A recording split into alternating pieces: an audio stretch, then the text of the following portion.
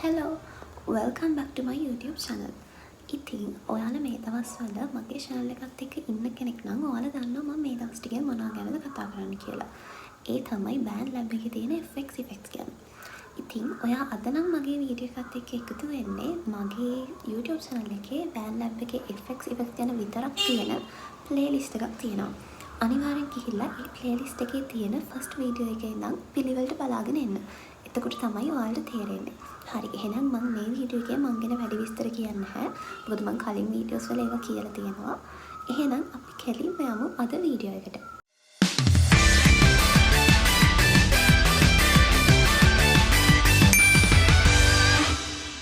ඔයාලා දන්නවා මම අන්තිම වීඩියෝ එකේ කතා කරලා තියෙන්නේ compressors කියන කැටගරි එකේ තියෙන effects ගැන. හරිද? එතකොට අපි තුන වගේ අරගෙන තමයි කතා කරේ. අද අපිට තියෙන්නේ compressors කියන part එකේ තියෙන අන්තිම effects තුන. අපි එහෙනම් බලමු අද ඒ අන්තිම effects තුන මොනවාද කියලා. මම අද ඔයාලට ගෙනාවු මේ compressors කියන එක යටතේ තියෙන අන්තිම effects තුන තමයි මෙන්න මෙතනින් ඔයාලට පේන විදිහට පළවෙනි එක pump, දෙවෙනි එක TechLab BA2A, ඊළඟට අන්තිම එක vintage limiter. හරි. අපි බලමු එහෙනම් ඒ තුනෙන් මොනවාද වෙන්නේ කියලා. හරි. එතකොට compressor එකක් කියන්නේ මොකක්ද කියලා ඔයාලා මේ වෙනකොටත් දන්නවා. මොකද මම ඒවා කලින් වීඩියෝස් වල ඔයාලට ඕනවටත් වඩා ගොඩක් පැහැදිලි කරලා තියෙනවා. ඒ නිසා මම මෙතන compressor එකක් කියන්නේ මොකක්ද කියලා පැහැදිලි කරන්න යන්නේ මම කලින් කිව්වා වගේ ඒක ගිහිල්ලා බලන්න එන්න. හරි. එතකොට compressor එකේ යටතේ තියෙන පළවෙනිම අද අපි කතා කරන එක තමයි pump. හරිද? එතකොට මේ පම්ප කියන එකෙන් වෙන්නේ අර කලින් ඒ වගේ වුණා වගේම compressor එකක් තමයි. හැබැයි මේක අපි කලින් කතා කරපු හැම එකටම වඩා වෙනස්. ඔයාලා සමහර වෙලාවට සින්දුවක් අහද්දි සමහර සින්දු අහද්දි ඔයාලා අහලති මේක ගොඩක් එක්ස්පීරියන්ස් කරන්න පුළුවන්. ඔයාලා headphones දාලා අහනවා නම් එතකොට headphones දාලා අහද්දි ඔයාලට සමහර වෙලාවට ඇහිලා ඇති වෙලාවකට ඒකේ සද්දේ කන ළඟින් ඇහෙනවා, වෙලාවකට පස්සෙන් වගේ ඇහෙනවා. අන්න ඒ වගේ පොඩි පන්චිං ඉෆෙක්ට් එකක් තියෙනවා. නැත්නම් බවුන්සිං ඉෆෙක්ට් එකක් ඔයාලට ඇහිලා ඇති. හරි. එතකොට මේ පම්ප කියන එකෙන් වෙන්නේ අන්න ඒක. ඒ කියන්නේ ඔයාලට පුළුවන් ඔයාලගේ වෝකල් එකට හරි එහෙම නැත්නම් ඔයාලගේ ඉන්ස්ට්‍රුමෙන්ටල් මොකක් හරි එකකට හරි රෙකෝඩින් එකකට හරි පන්චිං ඉෆෙක්ට් එකක් දෙන්න. ඒ කියන්නේ බවුන්ස් වෙන ගතිය වැඩි කරන්න. හරිද? ඒ වගේ compressor එකක් තමයි මේ pump කියන එකෙන් වෙන්නේ. මේ ගොඩක් use කරන්නේ නිකන් pop music වල ඊළඟට drum beats වල වගේ ඔයාලා මේක ගොඩක් අහලා ඇති. ඒ කියන්නේ ළඟින් ඇහෙනවා පස්සෙන් ඇහෙනවා ළඟින් ඇහෙනවා පස්සෙන් ඇහෙනවා. අන්න ඒ වගේ punch වෙන effect එකක්. හරි. මම මේක ඔයාලට කරලා පෙන්නද්දි ඔයාලට තේරෙයි මම මේ කියන එක. ඔයාලට පුළුවන් නම් මේ වීඩියෝ එකේ headphones හරි earphones හරි දාගෙන අහන්න. එතකොට මම ඒක කරලා පෙන්නන වෙලාවට ඔයාලට ඒක හොඳට ඇහෙයි. හරිද? එතකොට ඒක තමයි මේ පම්ප කියන ඉෆෙක්ට් එකෙන් වෙන්නේ. ඔයාලට මෙතන ස්ක්‍රීන්ෂොට් එකෙන් පේන විදිහට මේ පම්ප කියන ඉෆෙක්ට් එකේ තියෙනවා අපිට ඇඩ්ජස්ට් කරන්න පුළුවන් ඇඩ්ජස්ටිං ඔප්ෂන්ස් තුනක්. අපි බලමු දැන් ඒ වගේ මොනවද වෙන්නේ කියලා. පළවෙනි එක තමයි amount, ඊළඟ එක time, ඊළඟට phase. අපි බලමු මේ වගේ මොනවද වෙන්නේ කියලා. මෙතන මේ amount කියන එකෙන් අපිට ඇඩ්ජස්ට් කරන්න තියෙන්නේ ඒ පන්ච් එක වෙන ප්‍රමාණය. ඒ කියන්නේ ගොඩාක් පන්ච් වෙනවද එහෙම නැත්නම් lightly අපේ කනට අමාරු නැති විදිහට පන්ච් වෙනවද කියලා. ඒක අපි සාමාන්‍යයෙන් අපේ ක්‍රියේෂන් එක අනුව වෙනස් වෙනවා. හිතන්නකෝ ඔයාලා pop වගේ music එකක් හදනවා කියලා. එතකොට මේ pump effect එක පොඩ්ඩක් වැඩි කරලා තිබ්බට කමක් නැහැ. මොකද ඒක ඒකට ගැලපෙනවා. ඊළඟට drum beat එකකට. හැබැයි හිතන්නකෝ ඔයාලා නිකන් මම example එකක් දෙන්නේ. පියානෝ එකකට ඒ වගේ සවුන්ඩ් එකකට මේ ඉෆෙක්ට් එක දැම්මා කියලා. එතකොට අර ඩ්‍රම් බීට් එකකට දානවා තරම් ලොකුවට මේ ඉෆෙක්ට් එක දාන්න හොඳ නැහැ. එතකොට ගැලපෙන්නේ නැහැ. ඒක ඔයාලගේ ක්‍රියේෂන් එක අනුව තමයි කරන්න ඕනේ. හරි. ඊළඟට අපිට තියෙනවා ටයිම් එක. ටයිම් එක කියලා කියන්නේ මේ පන්චින් එක පන්ච් එකක් කොච්චර වෙලාවක් වැඩ කරනවද කියන එක. හරිද? ඒ කියන්නේ ඔයාලා ටයිම් එක අඩු කරොත් එහෙම එක පන්ච් එකක් වැඩ කරන වෙලාව අඩුයි. ඒ කියන්නේ වේගෙන් මේ පන්ච් එක වෙනවා. හරිද? හැබැයි ඔයාලා ටයිම් එක අඩු කරොත් හරිම ලයිට් විදිහට හිමීරි තමයි මේ පන්ච් එක වෙන්නේ. හරි. මේ ඊළඟට තියෙන adjusting option එක phase නේ. අන්න ඒකයි මේ time කියන එකයි දෙක එකට යන්නේ. phase එක කියලා කියන්නේ අපේ vocal එකට ගැළපෙන විදිහට අපි මේ pump වෙන effect එක හදන්න ඕනේ. හිතන්නකෝ එහා slow සින්දුවකට මේ ටයිමිං එක වැඩි කරලා ඊළඟට මේ ෆේස් එකත් වැඩි කරොත් එහෙම ස්ලෝ යන සින්දුවක ගොඩක් ඉක්මනට එක ළඟ මේක පංච් වෙනවා. එතකොට ඒක ගැලපෙන්නේ නැහැනේ. අන්න ඒ වගේ සවුන්ඩ් එකේ එහෙම නැත්නම් වෝකල් එකේ ටෙම්පෝ එකට ගැලපෙන්න හදන එක තමයි මේ ෆේස් කියන එකෙන් වෙන්නේ. ඒ වගේම දෙයක් තමයි ටයිම් එකෙන් වෙන්නේ. ඔයාලා ෆේස් කියන එකෙන් ගැලපෙන වෝකල් එකට ගැලපෙන විදිහට ටයිමිං එකට ඒක හදාගත්තාම ඊළඟට අර ටයිම් කියන එක ඇඩ්ජස්ට් කරලා ඔයාලට පුළුවන් මේ පම්ප් එක ක්‍රියාත්මක වෙන වෙලාව වෙනස් කරන්න. හරිද? ඔන්න ඕක තමයි පම්ප් කියන ඉෆෙක්ට් එකෙන් කරන්නේ. මම හිතනවා ඔයාලට තේරෙන්නේ නැති කියලා. මේක තියෙන්නේ කම්ප්‍රෙසර් කියන යටතේ. එතකොට කම්ප්‍රෙසර් එකකින් නෝමලි වෙන දේ මේකිනුත් වෙනවා. ඒක ඔයාලා දන්නේ නැත්නම් අනිවාර්යෙන් කලින් වීඩියෝ එක චෙක් කරන්න. ඊළඟට තියෙන ඉෆෙක්ට් එක තමයි Teclab BA2A. හරිද? මේකේ තේරුම තමයි ඒ කියන්නේ ඔරිජිනල් කම්ප්‍රෙසර් එකක් තියෙනවා LA2A කියලා. හරිද? අන්න ඒක අනුකරණය කරලා BandLab එකේ හදලා තියෙන ඉෆෙක්ට් එක තමයි මේ Teclab BA2A කියන්නේ. හරිද? මේ වගේම එකක් කලින් ඉෆෙක්ට් එකක් තිබුණා. ඔයාලට මතක ඇති BL1176 කියන එකෙත් මෙහෙම ඔරිජිනල් කම්ප්‍රෙසර් එකට අනුරූපව තමයි එකක් හදලා තිබ්බේ. අන්න ඒ වගේ තමයි මෙන්න මේකත්. මේකත් ඔරිජිනල් LA2A කියන ඉෆෙක්ට් එකට ගැලපෙන්න ඒකෙන් ඒ කම්ප්‍රෙසර් එකකින් වෙන දේ BandLab එක ඇතුලේ අනුරූප කරන්න තමයි මේ ඉෆෙක්ට් එක අපිට හදලා තියෙන්නේ. මේක අනිත් ඉෆෙක්ට්ස් වලට වඩා වෙනස්. හරිද? ඒ කියන්නේ මේකෙන් වෙන කම්ප්‍රෙෂන් එක ගොඩක් නැචරල්. ඒ කියන්නේ සාමාන්‍ය හරිම ලයිට් වේට් කම්ප්‍රෙෂන් එකක් වෙලා කියලා තේරෙන්නේ නැති විදිහට ඒත් අර සවුන්ඩ් එකේ උඩ පල්ලෙහා යන තැන් බැලන්ස් කරලා නැචරල් විදිහට ගොඩක් නැචරල් විදිහට හදපු කම්ප්‍රෙසර් ඉෆෙක්ට් එකක්. ඒ කියන්නේ මේක ඇඩ්ජස්ටිං ඔප්ෂන්ස් ඇඩ්ජස්ට් කරත් කොයිම වෙලාවකත් වැඩිපුර කම්ප්‍රෙෂන් එකක් මේ ඉෆෙක්ට් එකෙන් වෙන්නේ නැහැ. ඒ කියන්නේ ඒ ඉෆෙක්ට් එක විසින්ම බැලන්ස් එකක් ඇතුව තමයි ඔයාලගේ ක්‍රියේෂන්ස් වලට ඒ කම්ප්‍රෙෂන් එක ඇඩ් වෙන්නේ.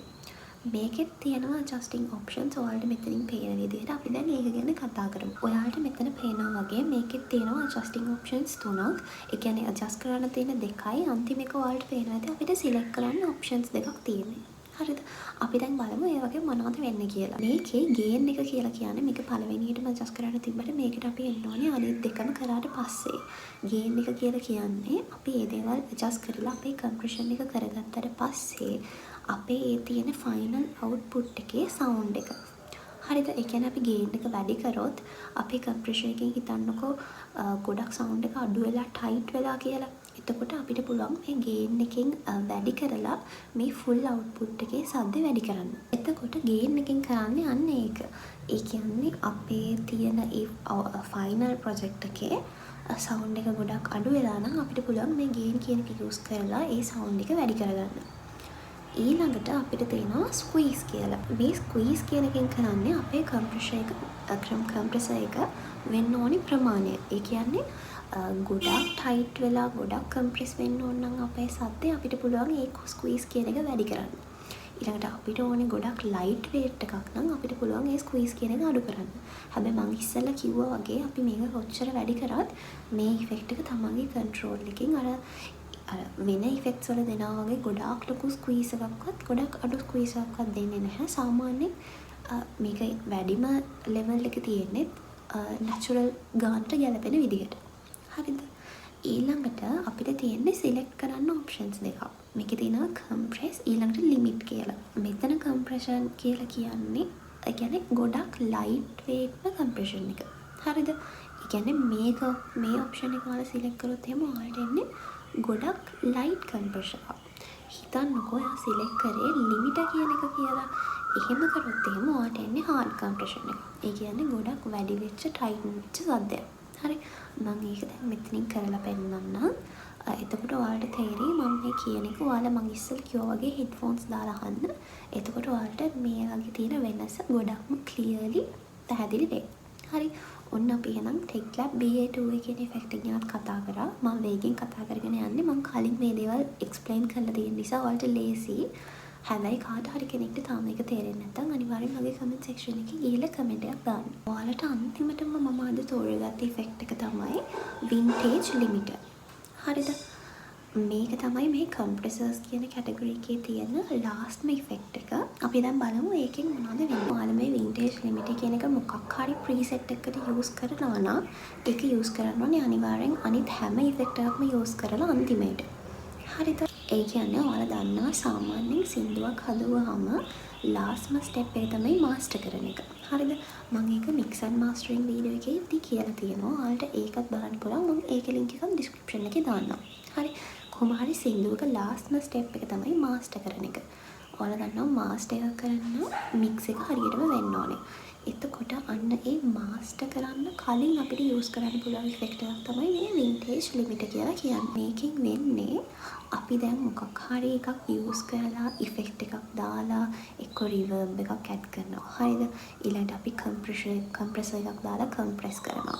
අන්න ඒ වගේ හැම දෙයක්ම කරාට පස්සේ අපේ තියෙන ෆයිනල් අවුට්පුට් එකේ අපේ ඔරිජිනල් එකට වඩා සවුන්ඩ් එක වෙනස් වෙනවානේ. සමහර වෙලාවට සවුන්ඩ් එක වැඩි වෙන්න පුළුවන්. සමහර වෙලාවට සවුන්ඩ් එක අඩු වෙන්න පුළුවන්. හරිද? හිතන්නකෝ අපි හිතුවේ නැති විදිහට සවුන්ඩ් එක වැඩි වෙලා ආවා කියලා. අන්න ඒ වගේ වෙලාවල් වලට අපිට පුළුවන් මේ වින්ටේජ් ලිමිට් කියන එක යූස් කරලා ඒකේ තියෙන සවුන්ඩ් එක ටයිට් කරලා අඩු කරන්න. ඒ කියන්නේ ගොඩක් අපේ කනට අමාරු විදිහට ඒකේ සවුන්ඩ් එක වැඩි වෙලා තියෙනවා නම් අපිට පුළුවන් මේ වින්ටේජ් ලිමිට් එකෙන් ඒකේ සවුන්ඩ් එක කම්ප්‍රෙස් කරන්න. හරිද? ඒක තමයි මේ වින්ටේජ් ලිමිට් කියන එකෙන් වෙන්නේ. ඒකේ ඔයාලට පේන ඇති මම මේ දාන ස්ක්‍රීන්ෂොට් එකේ තියෙනවා ජස්ටින් ඔප්ෂන්ස් ගොඩක්. මෙතන 6ක් විතර තියෙනවා. අපි දැන් මේ 6 ගැනම කතා කරමු. ඒත් මෙතන තියෙන 6ම ගැන ඔයාලා දන්නවා දැන් නම් වලින්. මොකද කලින් ඉෆෙක්ට්ස් වල මේ දේවල් තිබුණා. ඒ නිසා මම ඉක්මනට ඔයාලට ඒක කියලා දෙන්නම්. පළවෙනියටම ඔයාලට පේනවා ඇති ගේන් කියලා තියෙන්නේ. මේක අපි කලින් ඉෆෙක්ට් එකත් කතා කරා. ගේන් කියලා කියන්නේ මොකක්ද කියලා. ඒ කියන්නේ සම්පූර්ණ අවුට්පුට් එකේම වොලියුම් එක කොහොමද වෙන්න ඕනේ? අඩු වෙන්න ඕනේද වැඩි වෙන්න ඕනේද කියලා. හරිද? ඒ කියන්නේ ඉස්සෙල්ලා මම කිව්වේ දැන් ඔයාලා අන්තිම එක කරාට පස්සේ ඒකේ සවුන්ඩ් එක ගොඩක් වැඩි නම් ඔයාලට පුළුවන් මේ ගේන් එකකින් ඒක අඩු කරලා සවුන්ඩ් එක අඩු කරගන්න. හරිද? අනිත් පැත්ත වෙන්න ඕන නම් ඔයාලට පුළුවන් මේ ගේන් එක වැඩි කරලා ෆයිනල් අවුට්පුට් එකේ සද්දේ වැඩි කරගන්න. ඒක තමයි මේ ගේන් කියන එකෙන් වෙන්නේ. ඊළඟට තියෙනවා ඇටැක් කියලා. ඇටැක් කියන එක ඔයාලා කලින් දන්නවා. ඒ කියන්නේ කම්ප්‍රෙස් එකක් වෙනකොට වෙන්නේ සද්දේ ගොඩක් වැඩි තැනක් තිබ්බොත් ඒ සද්දේ අඩු වෙන එකනේ. එතකොට ඇටැක් එකක් කියන්නේ කොච්චර ඉක්මනට ඒ හයි වෙන සවුන්ඩ් එකට ඒක කම්ප්‍රෙස් කරන්න ක්‍රියාත්මක වෙනවද කියන එක. එතකොට රිලීස් කියන්නේ ඒකෙම අනිත් එක. ඒ කියන්නේ ඔයගේ සවුන්ඩ් එක හයි වෙච්ච තැනින් කම්ප්‍රෙස් වෙලා ඔයා ඒක අඩු කරානේ. එතකොට රිලීස් එක කියන්නේ ඒ හයි නෝට් එක ඉවර වෙච්ච ගමන්ම ඒ ඇටැක් එක අයින් කරන එක. කියන්නේ කම්ප්‍රෙස් එක අයින් කරන එක. නැත්තම් ඒ හයි නෝට්ස් වලට පස්සේ ඔයාලගේ යන නෝමල් රේන්ජ් එකේ හරි එහෙම නැත්තම් ලෝ වොයිස් එකක හරි නෝට්ස් උත් එකෙන් කම්ප්‍රෙස් වෙලා නිකන් අර ඕනේ නැති තැනක සවුන්ඩ් එක අඩු වෙන්න පුළුවන්. හරිද? එතකොට ඒක තමයි රිලීස් කියලා කියන්නේ. රිලීස් එකෙන් ඔයාලට පුළුවන් ඒක ඇඩ්ජස්ට් කරලා හදන්න. ගොඩක් ඉක්මනට ඒ ටග් ගාලා ඒ කම්ප්‍රෙස් එක ඉවර වෙච්ච ගමන්ම ඒ ඉෆෙක්ට් එක ඉතින් නැති වෙලා යනවා. හරි? ඒක තමයි රිලීස් කියලා කියන්නේ. ඊළඟට තියෙනවා නී කියලා. මේ කියන්නේ මේක ගැන ඔයාලා කලින් කියන අහලා තියෙනවා. අහලා තියෙන කියන්නේ මම කියලා දීලා තියෙනවා කලින් ඒ වගේ. කමන්න මම ටග් ගාලා මෙතනදී කියන්නම්. ඒ කියන්නේ දැන් අපි හිතන්නකෝ ඔන්න හයි නෝට් එකක් තියෙනවා. හරි. අපි මේ කම්ප්‍රෙසර් එක දාලා ඒක ගොඩක් අඩු කරන්න යනවා. කියන්නේ කම්ප්‍රෙස් කරන්න යනවා. හරි. මේක වෙන්නේ කොහොමද කියන එක තමයි මේ නී කියන එකෙන් කියවෙන්නේ. හරි. ඒකෙන් ඇඩ්ජස්ට් කරන්න තියෙන්නේ. ඒ කියන්නේ හිතන්නකෝ අපි මේ නී කියන එක ගොඩක් හයි පැත්තට ඇද්ද කියලා. එතකොට අර අපේ කනට ඇහෙන ගානට මේක අර නිකන් ගොඩක් ඉක්මනට කම්ප්‍රෙස් වෙනවා. හරි. ඉතින් අපිට වෙනස තේරෙනවා. අපිට ඔන්න එකපාරට හයි යන්න ගිහිල්ලා මේක අඩු වුණා කියලා අපේ කනට තේරෙනවා. හරි. එතකොට ඔයාලා මේක ලෝ එකට පැත්තට ඇද්දොත් එහෙම මේකෙන් වෙන්නේ අපේ කනට අඳුර ගන්න බැරි වෙන්න හරිම ග්‍රැජුවලි ඒකේ සද්දේ අඩු වෙනවා. හරි. ඒ කියන්නේ අපි ගොඩක් හයි නෝට් එකක් හිට් කරද්දී අර එක පාරට කෙලින්ම මේකේ සද්දේ අඩු කරලා පල්ලෙහාට දාන්න නැතුව ඒක ක්‍රමානුකූලව අපිට තේරෙන්නේ නැති විදිහට සද්දේ අඩු කරලා දානවා. හරි. එතකොට ඒක තමයි මේ නී කියන එකෙන් කරන්නේ. ඊළඟට පස්වෙනි එක තියෙනවා එන්හාන්ස්. මේක ඔයාලට නමෙන් තේරෙනවා ඇති. අපේ වොයිස් එක ක්ලීන් කරන එක තමයි මේකෙන් කරන්නේ. කියන්නේ අපේ තියෙන ඩයිනමික්ස් එන්හාන්ස් කරන එක. ඊළඟට මේකේ වොලියුම් කියලා කියන්නේ මේ ෆයිනල් අවුට්පුට් එකේ වොලියුම් එක ඔයාලට කොච්චරක් වෙන්න ඕනද කියලා. මෙතන ගේන් කියන එකෙන් කරේත් ඒකම තමයි. ඒත් මෙතන ගේන් කියලා කියන්නේ අපි ෆස්ට් එකටම යූස් කරන්න ඕන එකක්. මේකේ වොලියුම් කියන එකෙන් තමයි අපි අර ඔක්කොම ටික ඇඩ්ජස්ට් කරාට පස්සේ අපේ අන්තිමම අවුට්පුට් එක කොච්චර සද්ද වෙන්න ඕනද? ඒ කියන්නේ අර අපි කම්ප්‍රෙෂන් එක ඒ සේරම කරාට පස්සේ කොච්චරක් දුරට ඒ මුළු ප්‍රොජෙක්ට් එකේ සද්ද අඩු වෙන්න ඕනද වැඩි වෙන්න ඕනද කියලා තමයි මේකේ මේ වොලියුම් කියන එකෙන් අපිට සිලෙක්ට් කරන්න තියෙන්නේ. හරි. එතකොට ඔන්න ඕක තමයි වින්ටේජ් ලිමිටර් කියලා කියන්නේ. මම අද ඔයාලත් එක්ක කතා කරන්න හිටපු හැම ඉෆෙක්ට් එකක් ගැනම ඔන්න අපි අද කතා කරලා ඉවරයි. එතකොට මේ කම්ප්‍රෙස් කියන කැටගරි එකේ තියෙන හැම ඉෆෙක්ට් එකක් ගැනම ඔයාලා දැන් දන්නවා. ඔයාලට පුළුවන් මේ දේවල් ඔයාලගේ ප්‍රොජෙක්ට්ස් වලට දැන් යූස් කරන්න. මොකද මේ මම කියලා දීපු නමෙන් විතරක් හරි ඔයාලට පුළුවන් හොඳ ඉෆෙක්ට් එකක් හොඳ ප්‍රීසෙට් එකක් හදාගන්න. හරි. එහෙනම් දැන් අපි අද කතා කරපු ඉෆෙක්ට්ස් තුන තියෙනවානේ. ඒ තුනේ මොනවද වෙන්නේ කියලා වෙනස්කම් මම දැන් ඔයාලට මෙතනින් ස්ක්‍රීන් වීඩියෝස් දාලා පෙන්නන්නම්. ඔයාලා ඒ සවුන්ඩ් එක වෙනස් වීමත් එක්ක අහලා බලන්න. මම ඒ කියපු ඒවත් මතක් කරගෙන කොහොමද මම කියපු දේවල් හරියද? ඒ දේවල්ද ඒ වගේ ඇත්තටම වෙන්නේ කියලා. හරි. මම දැන් ඔයාලට මම අද කියලා දුන්න ඉෆෙක්ට්ස් තුනේ ස්ක්‍රීන් වීඩියෝස් ඔයාලට දාලා පෙන්නන්නම්.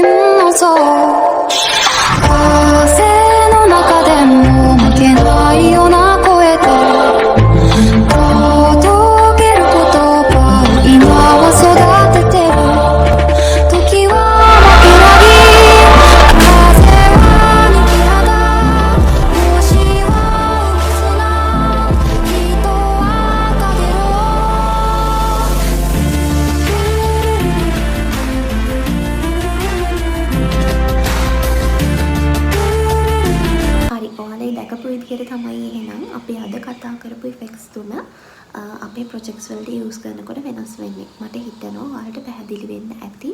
ඔයාලට මොනවාම හරි දෙයක් තියෙනවා නම් පැහැදිලි වුණ නැති අනිවාර්යෙන්ම කමෙන්ට් එකක් දාන්න. මම ඒකට වීඩියෝ එකකින් හරි එහෙම නැත්නම් එතනම හරි රිප්ලයි එකක් ඔයාලට දාන්න. හරි. එතකොට ඔන්න බෑන්ඩ් ලැබ් එකේ තියෙන සාමාන්‍යයෙන් සැලකිය යුතු ප්‍රමාණයක් ඉෆෙක්ට්ස් දැන් ඔයාලා ඉගෙනගෙන ඉවරයි. හරි. එතකොට අපිට තව තියෙන චුට්ටයි අපි ඒ චුට්ට ගැනත් අනිවාර්යෙන්ම කතා කරමු. එතකොට ඒ ඉෆෙක්ට්ස් කතා කරලා ඉවර වෙලා මම ඔයාලත් එක්ක මේ බෑන්ඩ් ලැබ් එකේ තියෙන මොනවා ගැනද කතා කරන්න ඕනේ කියලා ඔයාලට මොනවා හරි ඉන්ට්‍රෙස්ට් එකක් තියෙනවා නම් අනිවාර්යෙන් ඒකත් පල්ලෙන් කමෙන්ට් එකක් දාන්න. ඔයාලට බෑන්ඩ් ලැබ් එක ගැන ඉන්ට්‍රෙස්ට් නම් මොනවා හරි තේරෙන්නේ නැති තැනක් තියෙනවා නම් මම ඒ දේවල් ගැන අනිවාර්යෙන් ඉස්සරහා වීඩියෝස් වලින් කතා කරන්න. ඒ වගේම බෑන්ඩ් ලැබ් එක ගැන විතරක් නෙමෙයි මියුසික් ඕනම දෙයක් ගැන හිතන්නකෝ වෝකල් ට්‍රේනින් එහෙම නැත්නම් මොන හරි එතන තියරිටිකල් පාර්ට් එකක් ඒ කිසි මොනම හරි දෙයක් තියෙනවා නම් ඔයාලට තේරෙන්නේ නැති අනිවාර්යෙන්ම ඒ දේවල් පල්ලෙහින් කමෙන්ට් එකක් දාන්න. මම ඒ දේවල් ගැන වීඩියෝස් ඔයාලට අරගෙන එන්නම්. එහෙනම් මම හිතනවා අද වීඩියෝ එක ඔයාලට ගොඩක් වැදගත් වෙන්න ඇති. එහෙම වැදගත් වුණා නම් මගේ channel එකත් එක්ක subscribe වෙලා මම ඉස්සරහට දාන වීඩියෝස් එකත් මාත් එක්ක එකතු වෙන්න. හරි එහෙනම් තව වීඩියෝ එකකින් මම එනකම් bye.